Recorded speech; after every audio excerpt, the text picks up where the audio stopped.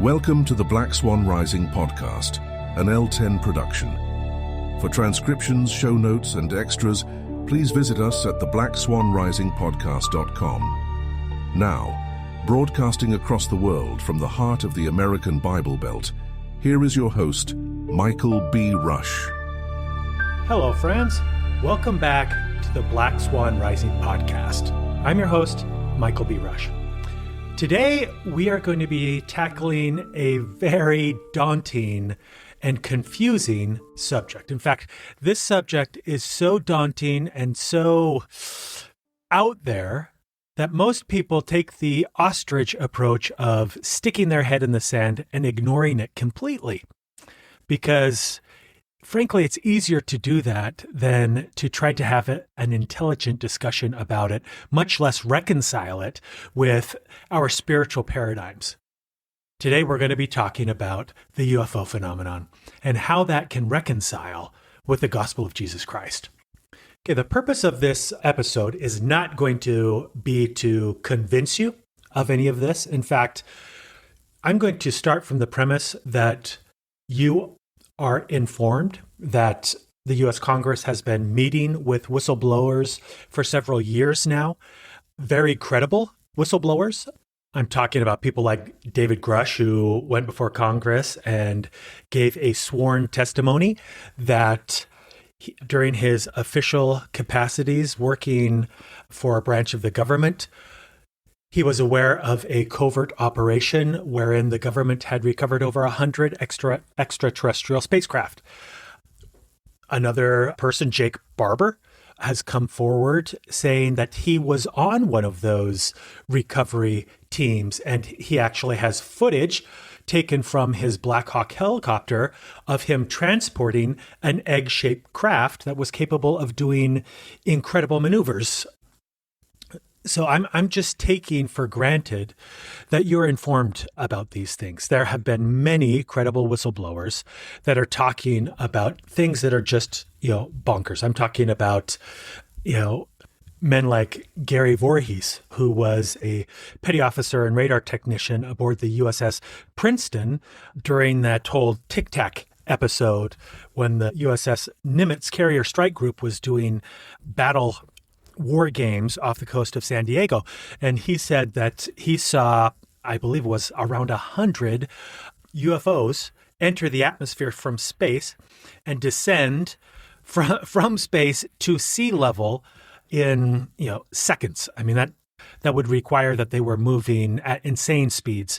He even said that they went into the ocean and were doing incredible maneuvers. He said that they were actually not only able to see these things via radar, but they also were able to grab their binoculars and observe them. They looked like glowing orbs darting around at high speeds all over the place. And I mean, some of these things were moving 100,000 miles an hour in an atmosphere, and then hundreds of miles an hour below the surface of the ocean. I mean, these are credible eyewitnesses, and frankly, there's lots of people. Commander David Fravor is on the record having had close encounters with these craft. So, I mean, either you have to conclude that all of these people are involved in some elaborate scheme to deceive us, or they are actually seeing these things. And if they are actually seeing these things, and these things are in fact real, and there are now dozens of credible witnesses, there's footage. Some whistleblower actually released some legitimate footage of one of these Tic Tac type crafts being shot with a Hellfire missile from a drone, and the missile just bounced off of it, did nothing to this craft. There are many other witnesses that say that they saw these kinds of objects disable nuclear missile silos under the ground. There are others that say that they saw them disable nuclear missiles in flight. One of my favorite whistleblower accounts is that of Brigadier General Haim Eshed. Now, this guy is a genius. He's the man who designed Israel's Iron Dome, which is, talk about engineering marvel. It's essentially like shooting bullets out of the sky with bullets. This genius man, upon retiring, gave this bombshell interview to a newspaper over in Israel. I can't remember. I'll see if I can put it in the show notes. But in it, he talked about just unbelievable things that he had experienced over the course of his career, many of which had to do with extraterrestrial beings. I mean, he came right out and said, listen, Israel and the United States have been working with extraterrestrials, and they've been doing it for at least 30 years. And he said there's an organization that is based in America that is fronting this, and they are cutthroat. And certain whistleblowers are getting killed by this organization. He says that they're very nasty folks. He said that he knew that Bigelow, who was the previous owner of Skinwalker Ranch prior to when Brandon Fugel bought it, he was aware of the experiments that were transpiring on that ranch. I believe he was actually present there. He described seeing a portal open up at nighttime on that ranch, and you could see that it was daylight on the other side of the portal, and watching crafts fly through it that then proceeded to do miraculous things that astounded the physicists that were there with him. And he says, listen, every major university has physicists on staff that absolutely know about this stuff. They just can't talk about it. So, I mean, you have all of these kinds of highly credible people that are talking about these things and leaving us with very limited options. We can stick our head in the sands and ignore that this is going on around us, which is frankly what has largely been happening. Or in the spirit of this podcast, we can say, all right, this has Black Swan written all over it. And as we talked about in episode 1, Black Swan events have one of the common characteristics is that once they've happened, looking at the evidence with new eyes, it becomes obvious that something like this was always going to happen. So the fact that this is going on in our skies right now, to me, is a clear indication that we have a Black Swan event brewing. And I think that we owe it to ourselves to try to get ahead of this and put some intellectual brain power behind it as to how does this reconcile with our religious beliefs. Because if we are just going to wing it when this Black Swan event unfolds, I think that we could find ourselves at risk for precisely what Christ was talking about when he said men's hearts will fail them for fear for seeing those things that are coming upon the earth. And that as a consequence of those things that are coming upon the earth, the powers of heaven will be shaken. I think that what that means is, our faith is going to be shaken by these Black Swan events. And I think that Black Swan events surrounding this phenomenon could be particularly detrimental if we have no theological framework for this. Now, I am not aware of any theologian that has legitimately addressed this topic. That being the case, it's up to us to take the Lord's counsel to Isaiah and come reason together. We need to figure out how extraterrestrial crafts and their occupants reconcile with the Christian religion. Because if these things are really happening, and there are no shortage of people attesting to the fact that they are, then there has to be a reconciliation. So let's not wait until the Black Swan event happens. Let's try to, and I'm not saying we're going to have all of the answers on this podcast, but I think that we need to start the process, and this will be a beginning of that. So where do you start? You start with the Book of Enoch. Now, why would I say this? Well, I say it because the Book of Enoch comes out and says, hey, in our days, 200 men came to the earth from another world and totally corrupted it. They had children with the women of earth, and those children became giants, and they introduced technologies, and the children of Adam and Eve became utterly corrupted, and to such a degree that the Lord had to destroy the earth. That's essentially the basic premise of the Book of Enoch. And in the opening verses, Enoch says, listen, I'm not writing this book for my generation. We know about all of this stuff. I'm writing this for the generation that will exist in the last days, when the wicked will be swept from the earth, because the watchers are returning again. That's what he says. So what is the Book of Enoch? And, is this just cray apocryphal book that, we don't have to pay any attention to? Or does it have more substance than that? I think that the answer is it's got a heck of a lot more substance than that. Let me explain why. But before I do, let me just give you a little history of where the Book of Enoch comes from.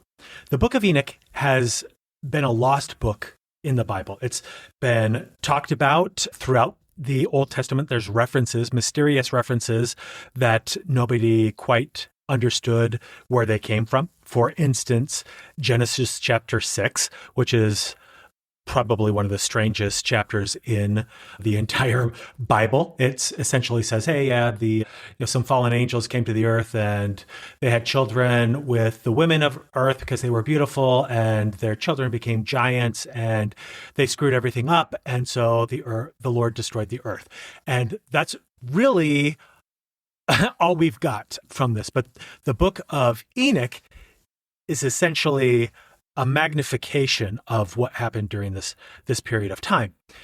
And I mean, there's other people. Jude, the brother of Jesus, talked a lot about, the only epistle that we have is entirely based upon the writings of the Book of Enoch. In fact, he's calling upon the Book of Enoch to give credibility to what he's talking about. Now, that's important, but he wasn't alone. Peter, who was the rock upon which Christ said he was going to build the church, he wrote about the Book of Enoch as well in his writings. You have in 2 Peter chapter 2, verses 4 through 5, says this, "For if God spared not the angels," meaning the watchers as they're called in the Book of Enoch, "that sinned, but cast them down to hell and delivered them into chains of darkness to be reserved unto judgment, and spared not the old world, but saved Noah, the eighth person, a preacher of righteousness, bringing in the flood upon the world of the ungodly." These angels that were not spared by God, those are the watchers that Enoch talks all about in the Book of Enoch. You can read about this particular part that Peter was referencing in the Book of Enoch, chapter 10, verses 4 through 8. They read as follows. "And again, the Lord said to Raphael, Bind Azazel hand and foot, and cast him into the darkness, and make an opening in the desert, which is in Dudael, and cast him therein. And on the day of great judgment he shall be cast into the fire, and heal the earth which the angels," aka watchers, "have corrupted, and proclaim the healing of the earth, that they may heal the plague, that all the children of men may not perish, through all the secret things that the watchers have disclosed and taught their sons. And the whole earth has been corrupted through the works which were taught by Azazel. To him ascribe all sin." Again, that's Book of Enoch, chapter 10, verses 4 through 8. This is really significant because in the Old Testament, once a year, the Lord commanded the house of Israel to take a scapegoat. The actual Hebrew word for scapegoat is, guess what? Azazel. And they were to put all of the sins of Israel onto that scapegoat and banish it into the desert. This is in similitude of the Lord ascribing all of the sins of the pre-Diluvian world to the watcher Azazel and banishing him into a desert prison. So these things greatly influence the biblical record. In fact, there was a man, his name is Lyman Abbott. He was a popular theologian in the 1800s. And when the Book of Enoch first became public, the first English translations hit, he was very impressed with the book. And this is what he said. "This priceless manuscript, destined someday to reveal the forgotten source of many Christian dogmas and mysteries, rested in Bodleian obscurity until presented to the world through an English translation by Dr. Lawrence, Archbishop of Cashel. formerly professor of Hebrew at Oxford, who issued his first edition in 1821 in apparent unconsciousness that he was giving to mankind the theological fossils through which we, in the clearer light of our generation, may study the evolution of Christianity. Lyman Abbott thought that the Book of Enoch produced many of the answers to some of the crazy theological questions that trouble Christians to this day. For example, one such puzzling mystery that's included in the New Testament comes from 1 Peter chapter 3, verses 18 through 20, and chapter 4, verse 6. They read as follows: "For Christ also hath once suffered for sins, the just for the unjust, that he might bring us to God, being put to death in the flesh, but quickened by the Spirit, by which he also went and preached unto the spirits in prison, which sometime were disobedient, when the long suffering of God waited in the days of Noah, while the ark was a-preparing, wherein few, that is 8 souls, were saved by water. For this cause was the gospel preached also to them that are dead, that they might be judged according to men in the flesh, but live according to God in the Spirit." What? Peter is saying that Christ went and taught the gospel to the spirits that were dead, that were killed in the great flood, so that they might be judged according to men in the flesh. This flies in the face of what most Christians believe. I mean, most Christians believe, listen, hey, if you die and you have not professed Jesus Christ as your Savior, you are hosed. It's eternal damnation for you. But Peter introduces this mysterious doctrine that mainstream Christianity has no answer for. However, in the Book of Enoch, it talks about the Son of Man going and ministering to those that are dead and preaching the gospel to them, that they may repent and take upon themselves the name of Christ as well. That is a very interesting doctrine. In fact, something crazy to me is Christ himself referred to himself not as Christ or the Savior or the Messiah, but he referred to himself as the Son of Man. This is curious because the title Son of Man originates from the Book of Enoch. Why do I say this? Because if you take the Book of Enoch at its face value, it was written before the Great Flood. The other references to the title Son of Man that we have in the Old Testament come from Ezekiel and from Daniel. Ezekiel's titles are not messianic. Daniel's, on the other hand, are absolutely messianic. He's talking about someone like unto the Son of Man who came from heaven in clouds of glory to the earth and inherited a throne of power. He's clearly talking about Jesus Christ as the Son of Man. So what would the Jews have understood about this messianic title, Son of Man, in their day? Well, the Book of Enoch was commonplace in their day.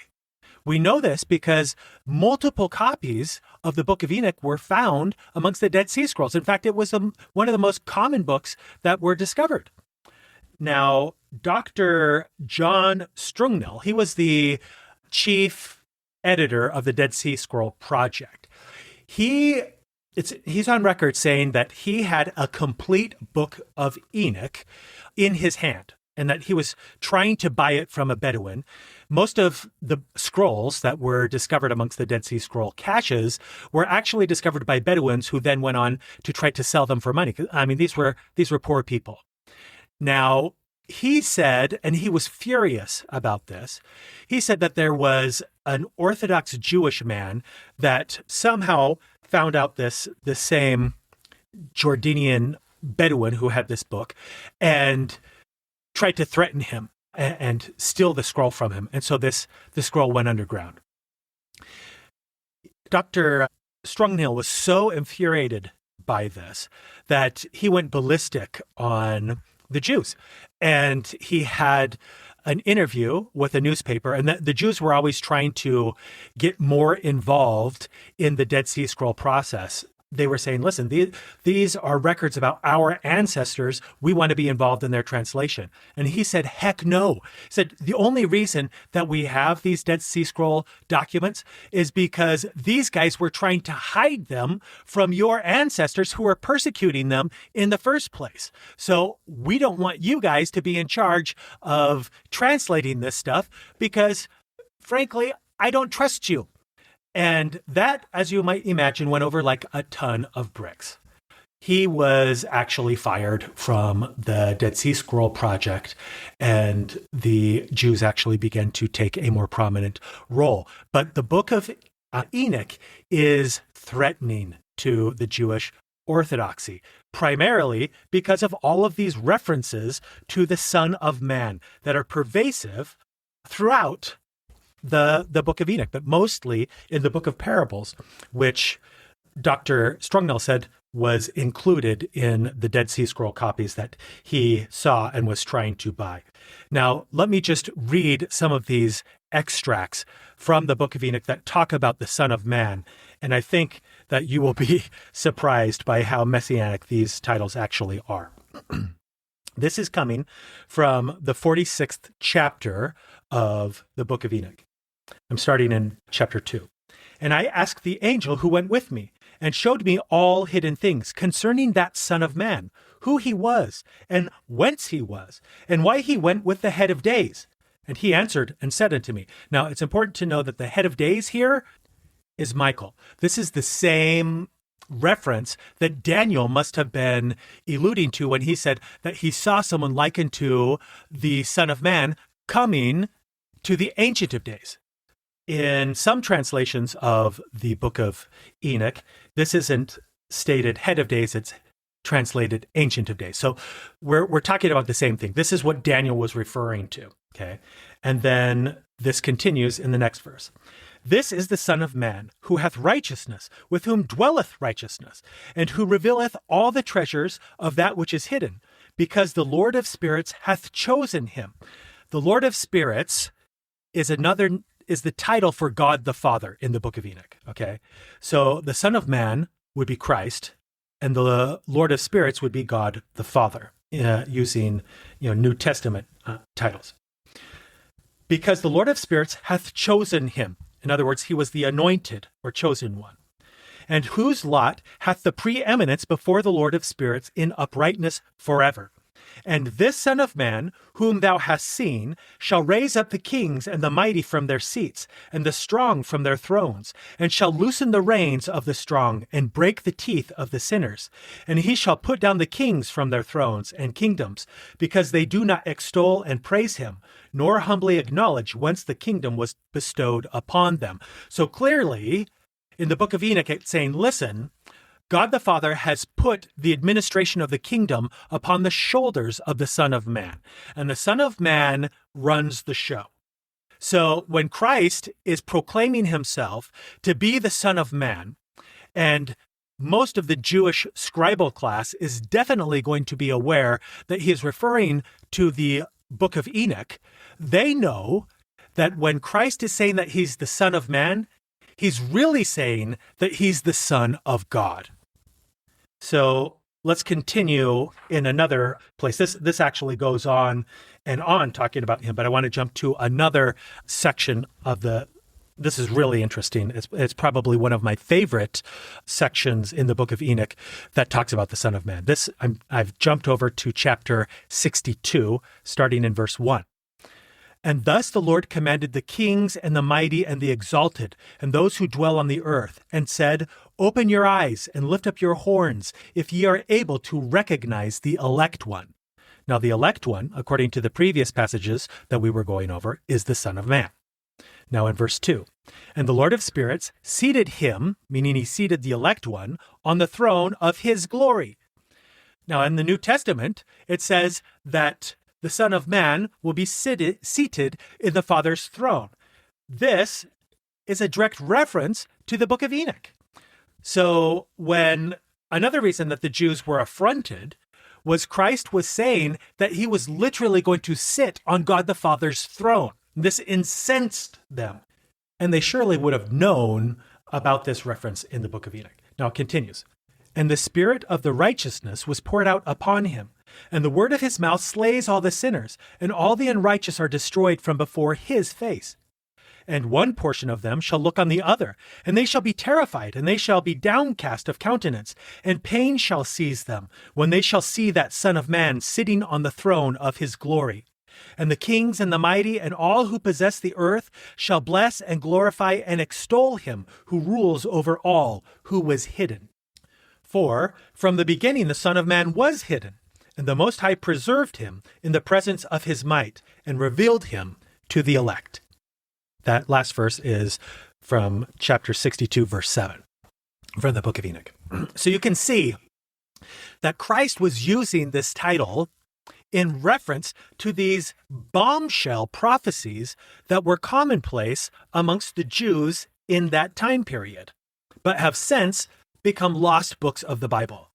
Now, why would Christ refer to himself from an Enochian title if the Book of Enoch was false, if it was apocryphal? Wouldn't that undermine his entire message? What if the Book of Enoch is not apocryphal?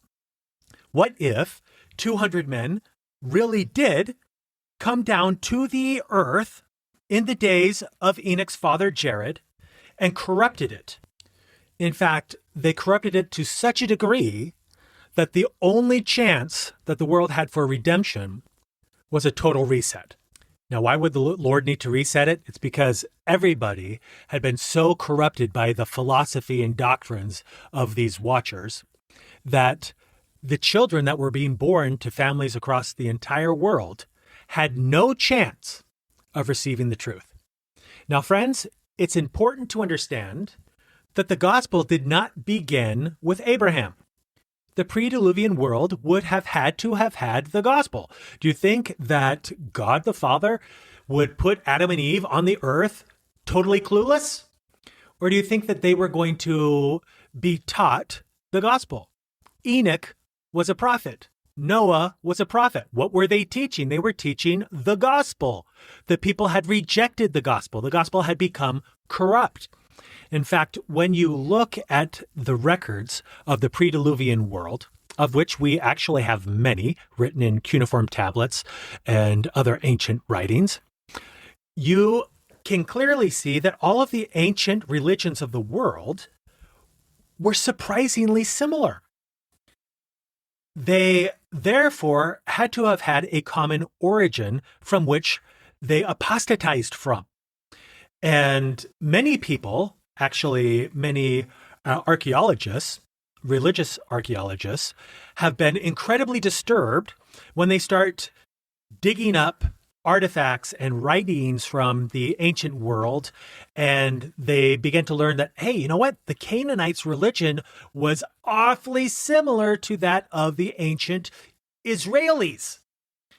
In fact, the name of their god, they worshipped Elohim, and they worshipped the Lord, which in Hebrew, the Lord is simply Baal.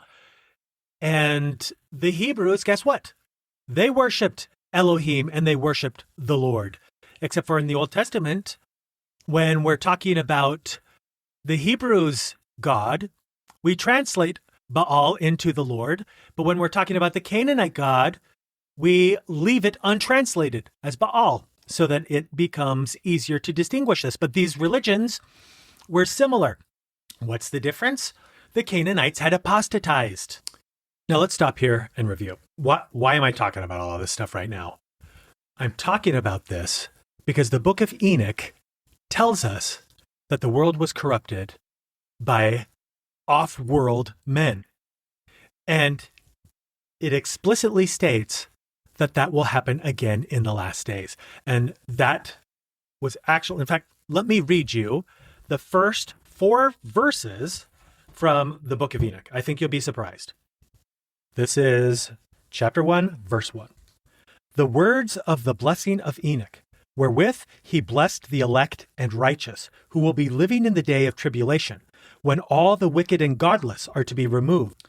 And he took up his parable and said, I, Enoch, am a righteous man, whose eyes were opened by God, and saw a vision of the holy ones in the heavens, which the angel showed me, and from them I learned everything. And from them I understood as I saw, but not for this generation, but for a remote one, which is for to come, concerning the elect. And I said, and I took up in my parable concerning them. The holy and great one will come forth from his dwelling, and the eternal God will tread upon the earth, even upon Mount Sinai, and appear from his camp, and appear in the strength of his might from the heaven of heavens. And all shall be smitten with fear, and the watchers shall quake, and great fear and trembling shall seize them unto the ends of the earth. And the high mountains shall be shaken, and the high hills shall be made low, and they shall melt like wax before the flame. And the earth shall be wholly rent in sunder, and all that is upon the earth shall perish, and there shall be a judgment upon all men. But with the righteous he will make peace, and he will protect the elect, and mercy shall be upon them. Behold, he cometh with 10,000 of his holy ones, to execute judgment upon all, and to destroy all the ungodly. This is from the first couple verses from the Book of Enoch. What does it say? It says that the watchers will return in the last days, and that when God comes again, the watchers will be terrified when they see him.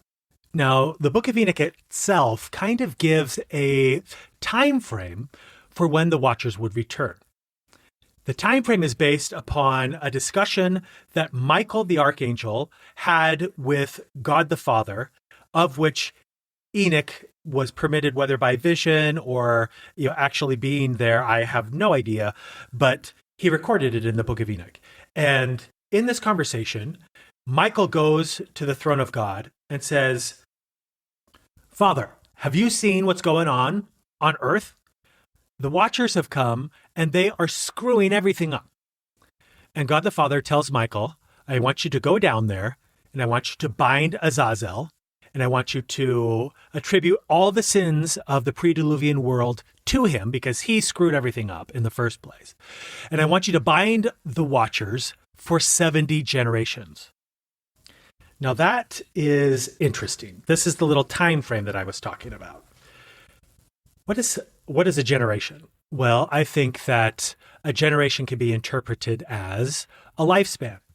So before the modern era of medicine, if you survived childhood, you might expect to live until your early 60s. That's typically where people were considered to be old. So what if we say 60 years has been a pretty good indicator of generations since the days that all of this stuff went down? Well, most Bible scholars will tell you that the flood happened sometime around 2350 BC. Now it's 2025 AD. That's 4,375 years. What happens if you take 4,375 years and you divide it by 70 for 70 generations? Well, that gives you about 62.5 years. That corresponds roughly with what a generation or a lifespan has been throughout the history of the earth since the flood. What does this mean? I think that it means it's no coincidence that we have Congress talking about UFOs and UAPs flying around in our most secure airspace on an exponentially increasing basis now that we are about 70 generations since the Book of Enoch said that God the Father bound the watchers. Okay, now I think that we need to just pause here and hash out what is meant by a watcher. Given the wording of Genesis chapter 6, most Christians have come to the belief that watchers were fallen angels. But is this the right way to look at this? Well, do we have any ancient descriptions of what watchers meant? Wouldn't that be the best indicator of what a watcher was? Well, actually, we do. There was a Jewish philosopher. His name was Philo of Alexandria, and he lived from 25 BC to 50 AD. So he was alive during the birth of Christianity. He himself was a Christian. Now, he wrote a book explaining the Book of Enoch, and it's called On the Giants. In there, he describes who the Watchers were, and it's very, very interesting.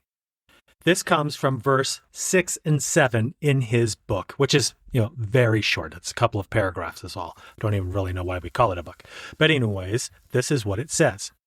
And when the angels of God saw the daughters of men that they were beautiful, they took unto themselves wives of all whom they chose. Those beings whom other philosophers call demons, Moses usually calls angels, and they are souls hovering in the air. Let no one suppose that what is here stated is a fable, for it is necessarily true that the universe must be filled with living things in all of its parts. So what was Philo of Alexandria saying? He was saying that Moses called these things angels because they could hover in the air. And then he went on and said, listen, I know this sounds crazy, but it's not crazy. Why should it be crazy when God isn't the God of an empty and lifeless universe? He's the God of a universe that is teeming with living things in all of its parts. That is a revolutionary concept. Philo of Alexandria is saying, listen, these were angels because they came here from heaven, because the universe is filled with life. That's what he is saying. Okay, now let's go back to what Congress is talking about. We have hundreds and thousands of firsthand accounts of fighter pilots, military personnel, commercial airliners, and, highly trained observers that are talking about anomalous aircraft that can do things that are absolutely bonkers, that we have no answer, that should be impossible according to the laws of physics as we understand them. Who is inside of these things? Are they angels? Are they demons? Are those the only two choices? In an infinite universe, of course, those are not the only two choices. They're just the only two choices that most people have theological boxes for. Now, do you think that God has only put people on this planet? If there are literally more stars in the heavens than grains of sand upon all the seashores of the Earth's oceans, which is demonstrably the case, what is a sun? A sun is just the center of a solar system. All of those suns have other planets orbiting them. Surely some of those planets have other living beings on them. Now, the Bible explicitly states that we are created in the image of God. Would all of God's creations have to be created in his image? Well, are all of the living creatures on earth created in God's image? No. That being said, one of the crazy things that Brigadier General Haim Eshed said in that bombshell exit interview that I referenced earlier in this podcast was that he was aware of beings that were coming to the earth that look exactly like us. And he's not the only one that's saying things like that. There's another man by the name of Charles Hall. He's a nuclear physicist. He was working as a weatherman at Nellis Air Force Range early on in his career. Now, it's very important to note that Charles Hall is a devout Christian. And he swears that this is true. He says that during his time with the Air Force, that he spent, I believe he said, 2 years working with a race of beings that were not from this planet but were very human looking in appearance. He said the primary difference was that their eyes were about 1.5 times the size of our own. But he said that these people would put on sunglasses and go walk around in Las Vegas all the time. And nobody even knew. They were none the wiser. Now, you have these two separate individuals, and frankly, there are a lot more than just these two. But these are two people that I believe are very credible and have nothing to gain by lying. These are saying, hey, there are people that are coming to this earth that look like us, but they're not from here. Now, there are hundreds of accounts of people encountering these classic gray alien-looking types. And, Brigadier General Haim Eshed said that they are the most common type that he was aware of. And Charles Hall said that he also had interactions with those as well. Now, I understand that this is strange, but let's just say for a moment that you haven't given any of this a thought. And in the near future, a spaceship comes and lands on the White House lawn. And a very handsome, human-looking man walks out of this spacecraft right up to the President of the United States, and they hold a joint press conference in the Rose Garden. And this man says, hey, I just wanted to let you guys know that this guy, Jesus Christ, you worship, yeah, he's one of us. He came here under assignment, and we were just trying to help you guys out. What does that do to your faith? If you have no box for any of this, if you do not understand that the pre-Diluvian world was utterly corrupted because people came here from another world and introduced all kinds of false doctrines that corrupted the world to the point that it needed to be destroyed, and that Enoch said, listen, this is about to happen to you guys again. The Lord is going to bind these guys for 70 generations, but then they're going to come back. Friends, to me, this has all of the signs of a massive black swan event. And I think that this is something that we probably ought to start processing. We probably ought to start taking this a little more seriously than perhaps we have in the past. Because I believe that the ramifications of this could be incredibly dire. Now, friends, I understand that this may be coming out of left field for a lot of folks that have never really given any of this any consideration before, but the Book of Enoch doesn't stand by itself as a witness that the earth has had interactions with people from other worlds in its history. Surprisingly, the Bible has some other accounts of this.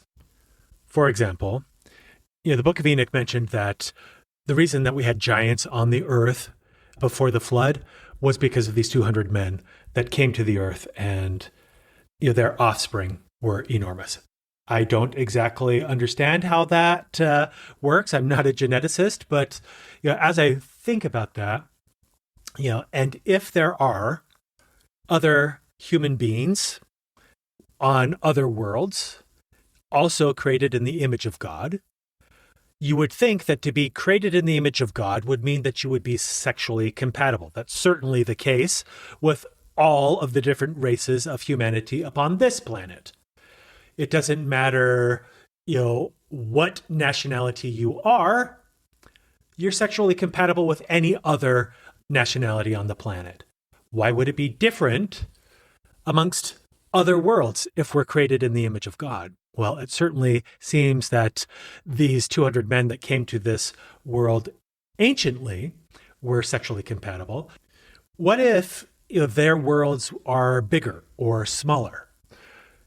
their DNA would be optimized for whatever living conditions they had. Now, I know that our scientists are going to say, oh, no, you need to have a world that's exactly the size of our own because life couldn't exist otherwise. Well, guess what?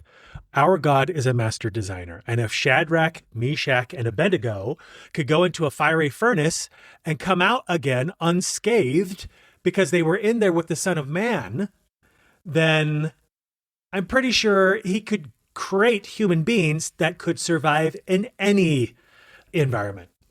So let's just suppose that the Watchers came from a world that was significantly larger than our own. That means that the gravitational forces would be significantly stronger than our own. And so their DNA would need to compensate for that. It doesn't necessarily mean that they would be much larger than us. Maybe they were the exact same size as us.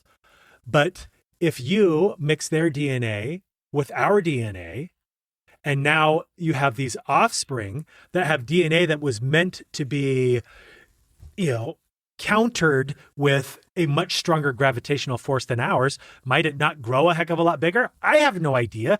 Maybe. All I know is that we had giants both before and after the flood. So if all of these Watchers were wiped out before the flood, how did we get them after the flood? Because remember, after the house of Israel came through the desert and went to go into their lands of inheritance in the lands of Canaan, and they sent forth spies who wandered through Canaan for 40 days, they came back and gave a report that, wow, this is an impressive land. It is flowing with milk and honey, but guess what? It's filled with giants. There's no way the Lord can deliver this place into our hands because every single one of these guys is massive and we're grasshoppers compared to them. And in fact, there was weeping and wailing when they received this report and they were begging Moses, we don't want to do this. And so the Lord cursed them for their lack of faith and they wandered in the wilderness for 40 years. That's the whole purpose of the wilderness wandering, because they didn't have the faith that the Lord could overcome these giants. We don't really ask ourselves, where the heck did those giants come from? Well, the Book of Jubilees, which is also often referred to as the Lesser Genesis, gives an account that in the days of Noah's grandchildren, meaning after the flood, there was a small contingency of Watchers that returned once again. And guess where they returned? To the lands of Canaan. And that there were giants once more in the land as a result. Now think about what God commanded the house of Israel to do to the Canaanites. It's highly unusual. God commanded them to annihilate them, every man, woman, and child. And not only annihilate them, but destroy all of their artifacts. Nothing was to be left. And that doesn't sound like something a kind and loving God would do. And it, frankly, causes lots of people to look at the God of the Old Testament as being a big meanie. But what if we were having the same situation play out in Canaan as was happening to the world before the Great Flood? And the Lord said, I'm nipping this in the bud, and I'm using Israel to do it. Now, what happened? If you really focus on that account, you find some really interesting stuff. Caleb and Joshua were the only men that survived the 40-year wandering in the wilderness. Everyone else that was of the age of circumcision died wandering around. Now, Caleb and Joshua led the house of Israel against the Canaanites, and they were successful in that campaign to a degree. Now, what was the exception? We read about the exception in Judges chapter 1, verse 19, and it is very interesting. Listen to what the exception was. So the Lord was with Judah, and they drove out the mountaineers, but they could not drive out the inhabitants of the lowland, because they had chariots of iron. Think of that. That doesn't make a whole heck of a lot of sense to me. Why could the Lord deliver Jericho into the hands of the Israelites? Why could he deliver all of these nations of gigantic, powerful, Goliath-like people, but then not be able to take care of this one contingent because they had chariots of iron? That's an anomaly. There's something that we don't quite understand there. Not to mention the fact that if you take the biblical timeline into account here, when Joshua led these guys into the lands of Canaan, this is before the Iron Age was even supposed to have started by a couple of 100 years. So what are these iron chariots? And then we read about these same 900 chariots later in the book of Judges. We read in Judges chapter 4, verses 2 through 3. Listen to this. And the Lord sold them into the hand of Jabin, king of Canaan, that reigned in Hazor, the captain of whose host was Sisera, which dwelt in Harosheth of the Gentiles. And the children of Israel cried unto the Lord, for he had 900 chariots of iron, and 20 years he mightily oppressed the children of Israel. So you have these iron chariots being a continual thorn in the side of the house of Israel, to the point that Israel is brought into captivity on account of these 900 chariots. Why would chariots made of iron be a significant advantage in a sandy landscape? You would think that it would actually be far inferior to have an iron chariot than, say, just a chariot of wood that could move a heck of a lot faster and be pulled much faster by a single horse. Iron chariots are going to weigh a ton. Why is that an advantage? It's not really explained.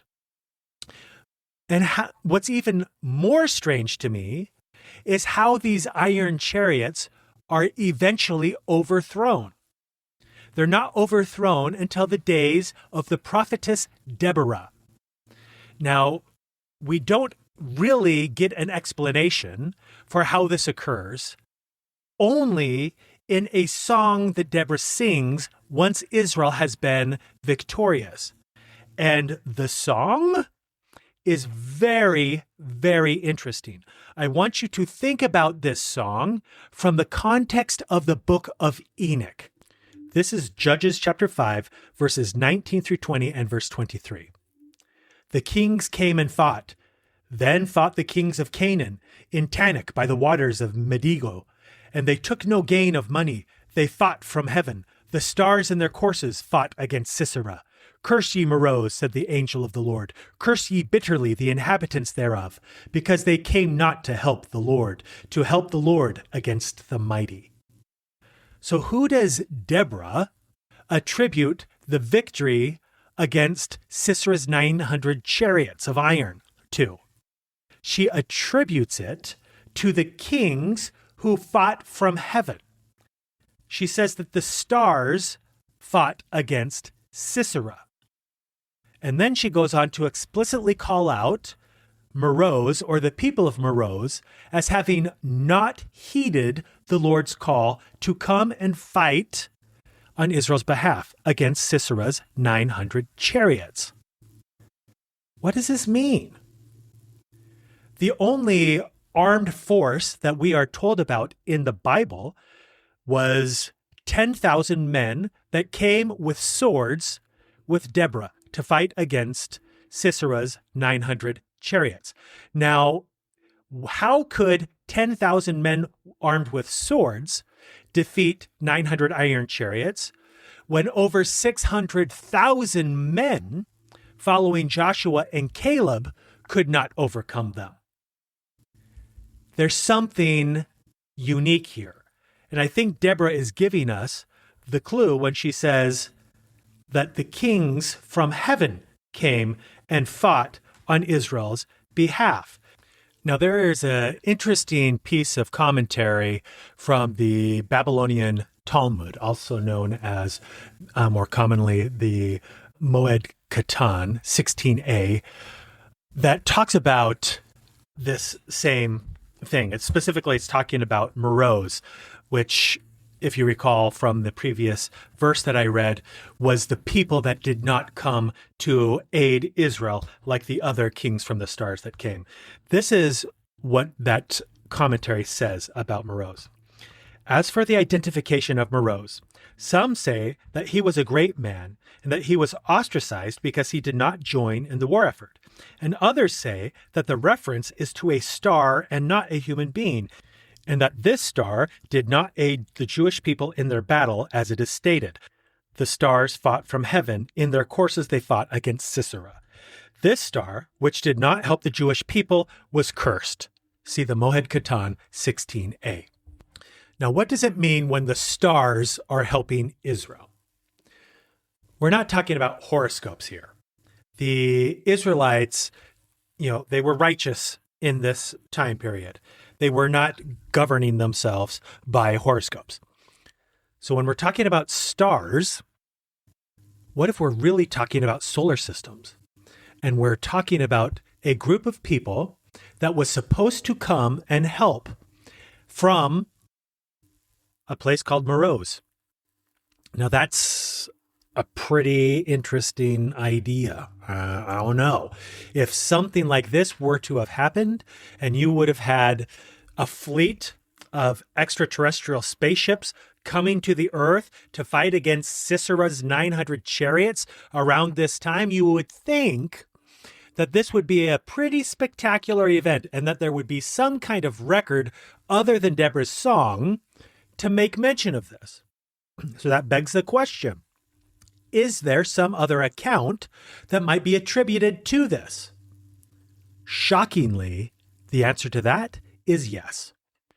In 1933, a man by the name of Alberto Tulli, who was the director of the Vatican Museum, encountered a papyrus that has since become known as the Tulli Papyrus.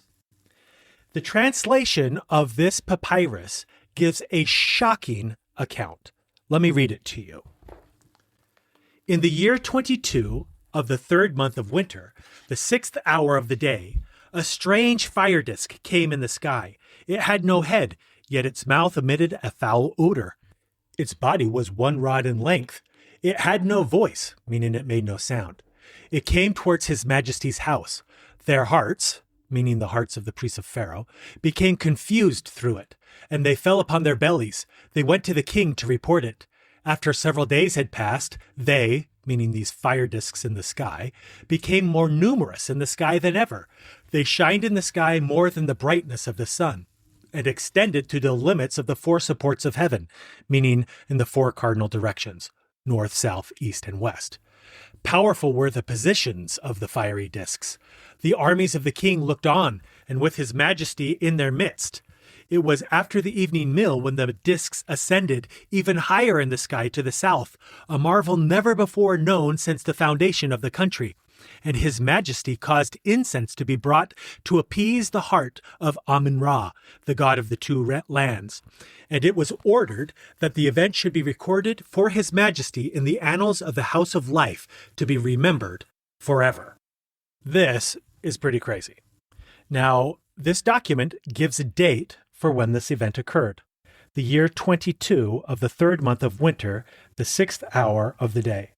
Now, the 22nd year, according to the Egyptian manner of timekeeping, would correspond roughly with approximately 1500 BC-ish. Now, when did this, Deborah's battle where the kings of heaven came and fought on Israel's behalf happen?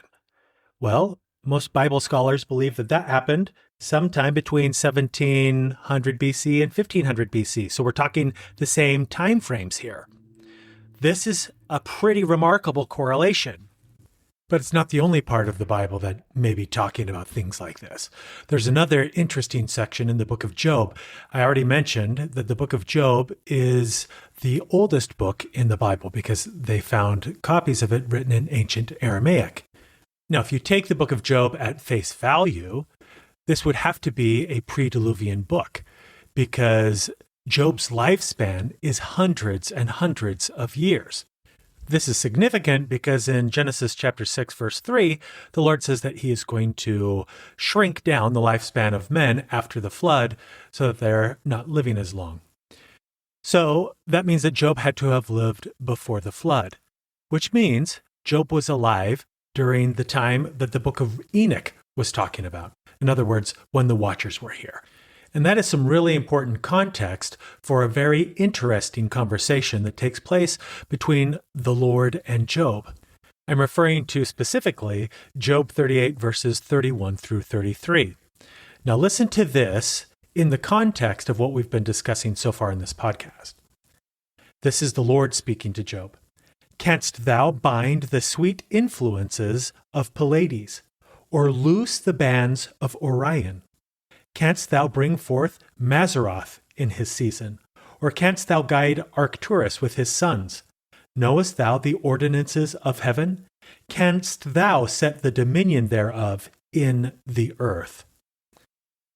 Now, this is a really interesting passage to me in light of what we have been discussing.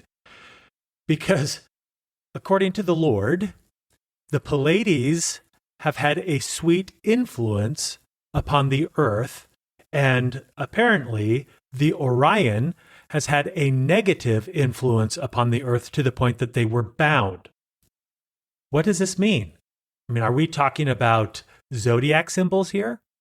Or are we talking about inhabitants from star systems literally influencing life on Earth? Well, I mentioned earlier a conversation, the exit interview with Brigadier General Haim Eshed. He mentioned, one of the things that he mentioned was that there were people here that have been visiting the Earth from the Pleiades star system. I know that sounds crazy. I'm not saying that. That's what this guy, Brigadier General Haim Eshed said. I mean, keep in mind, this is the guy who designed Israel's Iron Dome defense system. He's no hack. So he's saying these things. And the Lord seems to be saying something very similar in the Bible to Job.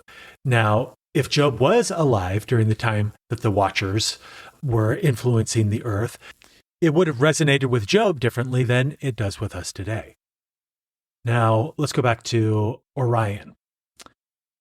Orion star system, I mean, we all know the constellation Orion, but curiously, if you look at the setup of the Great Pyramids of Giza, you will see that those three pyramids line up perfectly with the Orion's belt.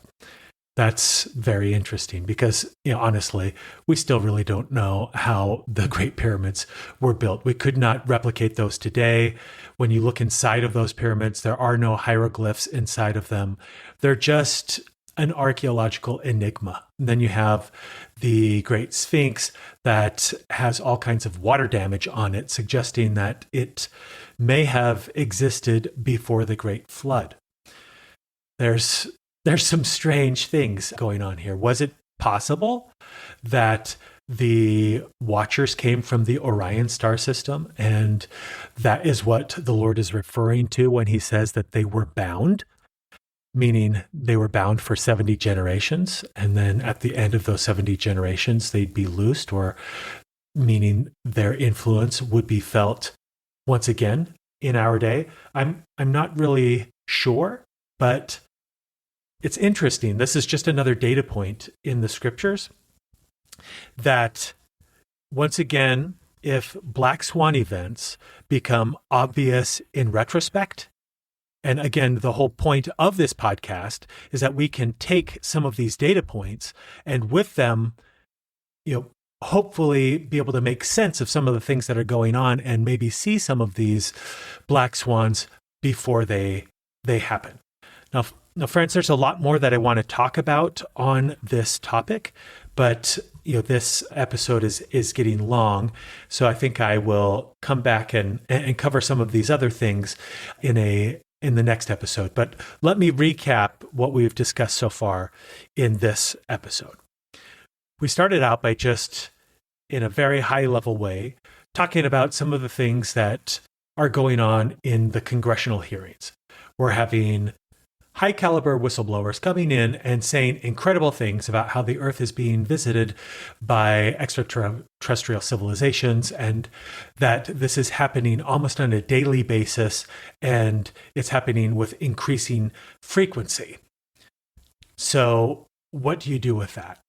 Because if this is true, it has to reconcile with the gospel of Jesus Christ. It can't just be some one-off thing that is true but exists outside of the gospel.